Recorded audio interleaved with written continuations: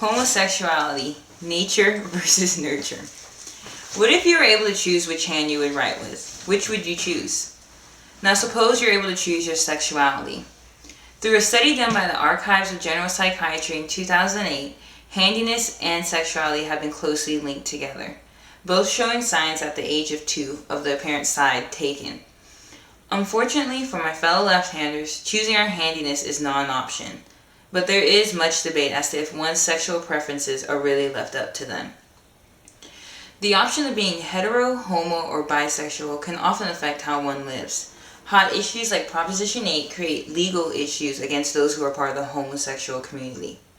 So what if these people can't help what causes them to feel attraction towards members of the same gender? Though issues like marriage between homosexuals cause much controversy, a bigger issue of where homosexuality originates is also under much dispute. So what is the cause of homosexuality?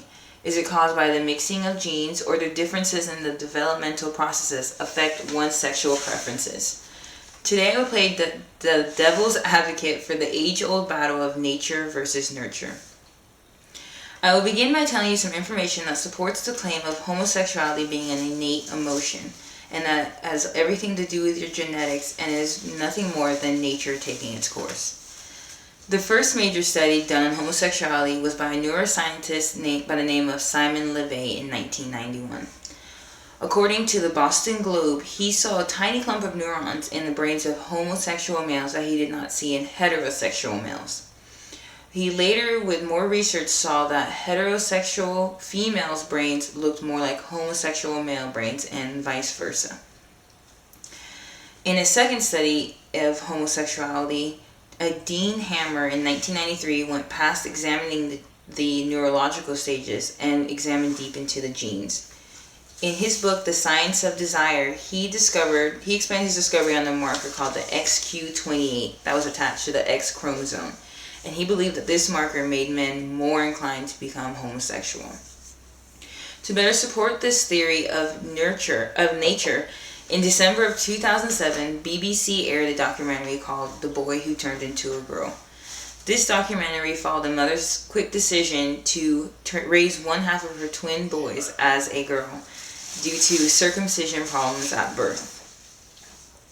I will now explain the ideas of those who believe that homosexuality is just a bad after effect of traumatic experiences, and they believe that the idea of nurture is the cause for homosexuality. A famous psychiatrist by the name of Sigmund Freud created 5 stages of psychosexual development. The third stage, by the name of the philiac stage, deals with a child's attraction towards members of the opposite sex. In a book called Freud by Jonathan Lear, he claimed that children need to identify with the parent of the opposite sex, and if not, they would be tangled with sexual feelings. He also explains the Oedipus complex, which is the idea that a baby boy will want to marry his mother and vice versa.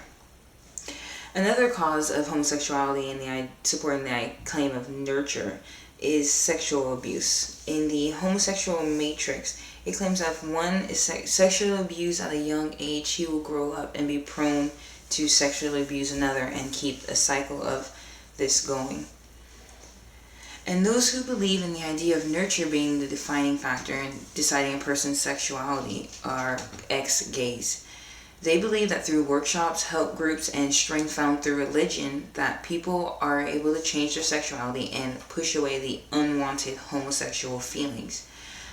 People from organizations such as People Can Change and NARTH, the National Association for Research and Therapy of Homosexuality, believe that it is very possible.